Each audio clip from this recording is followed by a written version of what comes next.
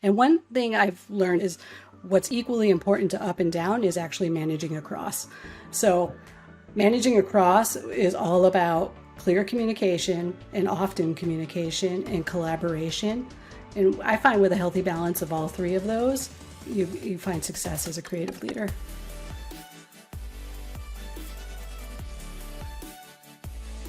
Change is hard, but it's also part of business. And when it comes to creativity, sometimes change is the very thing that inspires bold new ideas. Today, we're going to dig into the importance of collaboration, out-of-the-box thinking, and the disruption needed to inspire creative teams, especially during times of change. I'm joined by Nicole Lopez, Executive Creative Director of Intuit Brand Storytelling and Experiences. Nicole leads multidisciplinary creative teams focused on brand experiences that are memorable, innovative, and that form true connections with internal and external audiences. Nicole, welcome to the show. Thanks so much for having me, Adam. I'm really happy to be here.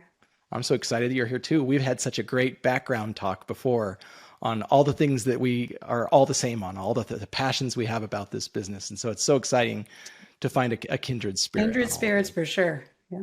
Yeah. All right, well, let's start out. The audience doesn't know you, so why don't you first start with just telling them about yourself and what you're all about and what you do. Sure, no problem. I'm Nicole.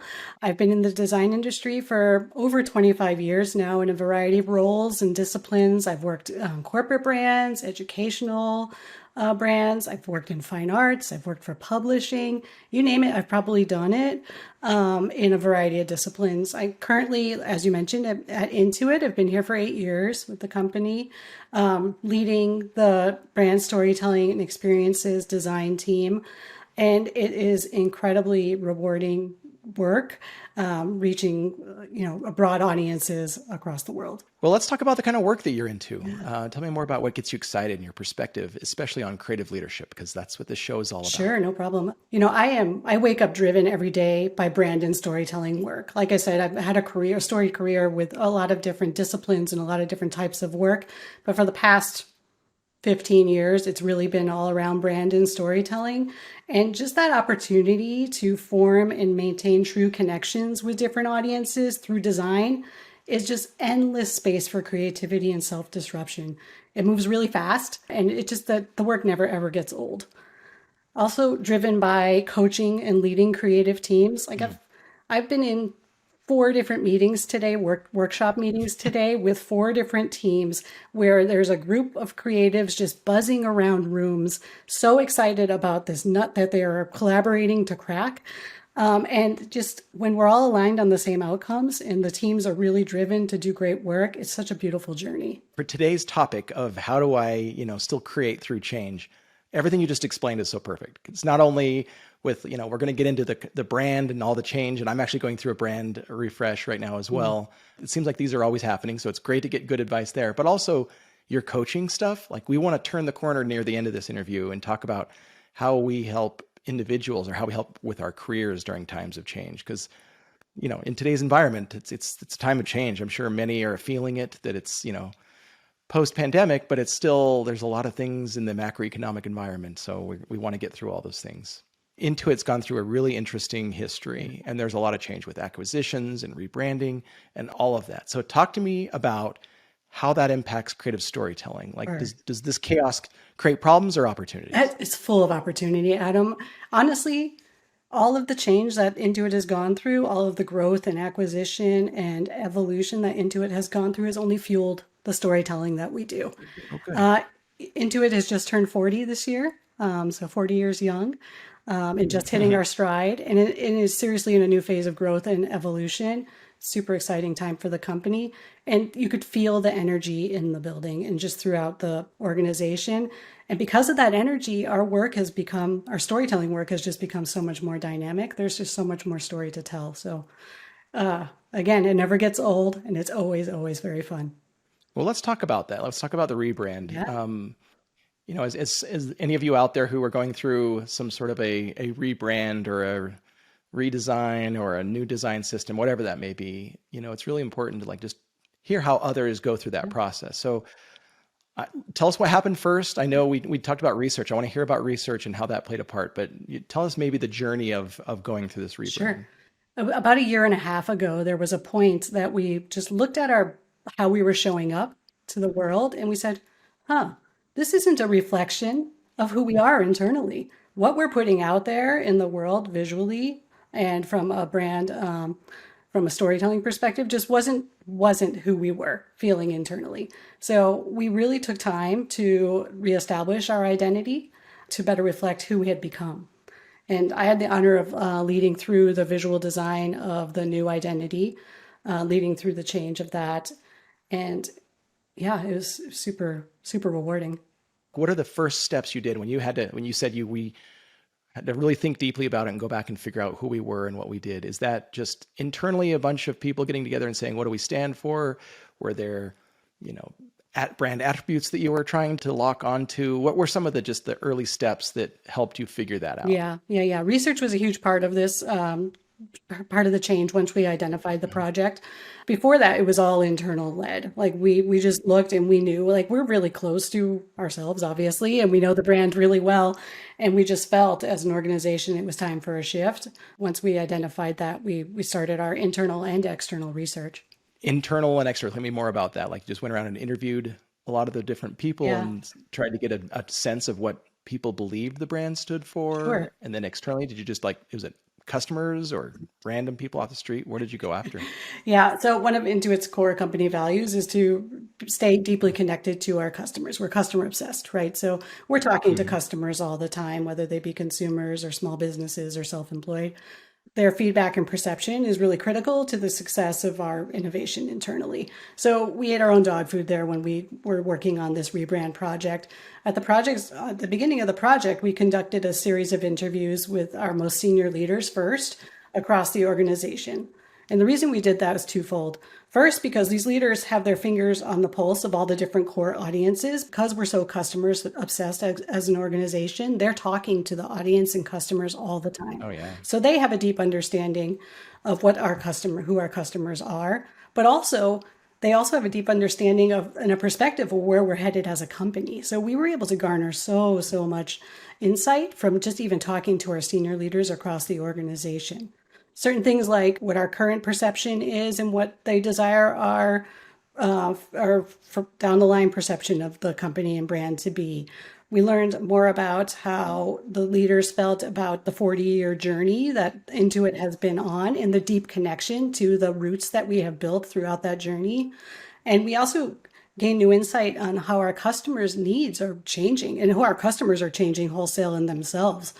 I love hearing about all those insights you uncovered. Maybe tell us how did you translate those into creative? How did Yeah. that all of those insights from executives and from customers translate into something new? Yeah, no, for sure. So one of the core ones was really interesting to us was that as a 40-year-old company, that the people we talked to really felt pride in how we're still around. So it's really, really important to just keep that in mind as we were working through the design process. Like we're not throwing everything away. This isn't a net new start. It's actually just a meaningful shift in evolution in how we show up. Another interesting insight is that we uncovered that Intuit is really a brand of ands. So, yes, we are a forward thinking and innovative company, technology company, but we are also, like I said, we're customers obsessed. We are human and authentic too. So there's a duality there that's really rich territory to play with when you're developing a new brand identity. How do you develop an identity that's instantly conveys dynamic and progressive technology focus while also maintaining a human-centric side of approachable and caring? So that was just really, really fun to tease out and play with. And I want to really emphasize what you just said is so critical because I've been in many different brand exercises where it's like we just ferret out what are the brand attributes, right? Maybe there's and I don't know why there's always four. Why are there always four? I don't know who started that trend, but maybe three's okay. I don't know. But there's always the brand attributes. And then there's always the we're this, we're not that, or, we're, kind of trying to put some context on it. But I've noticed in some that it's like it just stops at those attributes. And the problem around that is it can just start to be so corporate because many people use similar attributes and it's just so hard. So it's like really finding the unique ones. But where you talked about the emotions, I think is what's unique. That's special. So, and that's something that I've been pushing on as well. It's like, it's one thing to say we stand for X, but it's like, how do we want the audience to feel about Yes. that? what is the emotion around that? When you said like pride, that was a good one, or if it was like swagger, like really drilling in on those emotions and then helping that guide. Because you could have a homepage on your website that could be the same message. It's easy to get crisp on the message, but you could share it in a dozen different emotions. So maybe tell us more about how do you know the right moments to use which emotion, and Right. where did you pick that after you landed on that? What did you do with it? Sure. Interesting you say 4. We actually have 5. Um, Oh, okay, fine, good. I'm just saying in general, it's like no, it's true. It's true. odd numbers are better. Odd There numbers are better. usually are 4. You're right, but we landed on 5, which is fun. We understand that collectively they all make up who we are, right? So Intuit equals these 5 attributes. But through storytelling, we dial up 1 or 2 or dial down the other 3 to dial in the right emotional range and tone through depending on what type of story we're telling, and that's how we flex the system, and it's been working so far. We have so many conversations around this in any of the work that we do, like what emotional tone are we trying to hit with this piece, and because of that, which traits do we need to dial up or down. Yeah, that's so interesting. I know we're getting along in time here, and we could just keep talking and talking about, a rebrand and how it helps with the company.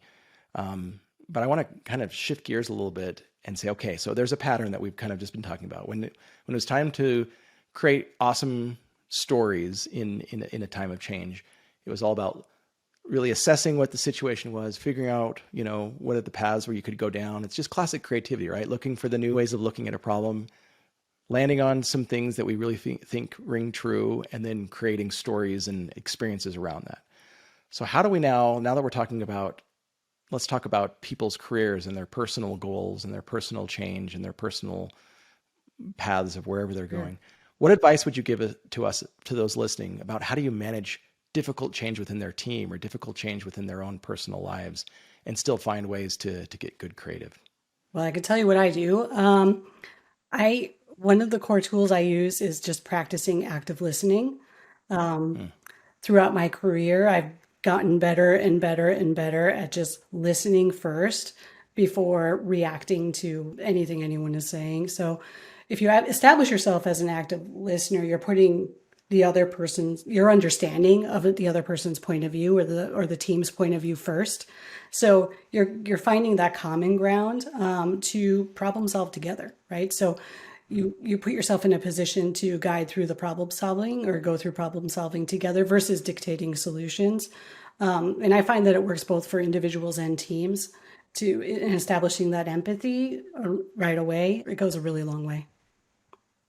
Oh, that's good. Mhm. So that's kind of like the active listening is the equivalent of doing all that research and looking for those insights and finding the common grounds with customers. But this time it's someone on my team, how do I, whatever the problem is, whatever the situation, just really listen and show empathy. I know it goes a long way. I've had moments where just even saying sorry, I think makes a For big sure. difference Yeah, for someone who hasn't heard that. for sure. But that's managing down. Tell me more about other audiences, like managing up. Like, how is it different when you're coaching senior people? Sure. What, are you just listening to them because I don't know, it may be different. Let's hear about Yeah, that. yeah. So when you're managing down, it's all about leading a team with a clear vision, being available for them, being available for when they have questions or just want to brainstorm, and setting up employees to do incredible work, and then recognizing them when they do, right? So that's managing down. Managing up is, in my perspective, a completely different ballgame. It's all about proactive communication, being solution oriented, and being prepared to influence with new perspectives, right? Coming up with the new idea and sharing that new idea holistically when you're managing up.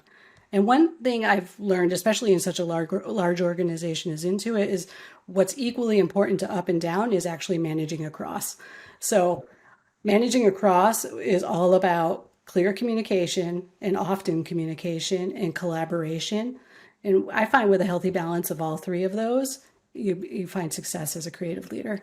One of the big questions from the teams or others is like, with all this change, it's easy to just get grumpy and say, oh, this is just going to make things worse and our work is going to be worse and the creative is going to suffer and whatever it may Yeah, be. But how do you spin that around and create a moment where you can have change and look for those opportunities without losing your creative soul? sure. Like, how do you get there?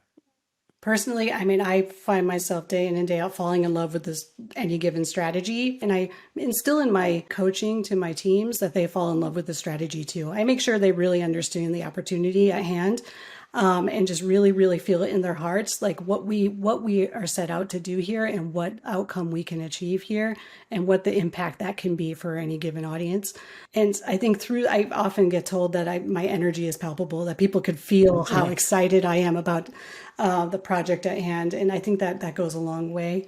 I also encourage that we zoom out and try new things often. Like, we don't want to hit the same nail with the same hammer over and over and over again as a storytelling organization. That gets redundant. And honestly, the audience, they start hearing the same message over and over and over again. You get glazed eyes. We don't want that. So we're just zooming out all the time to try new things.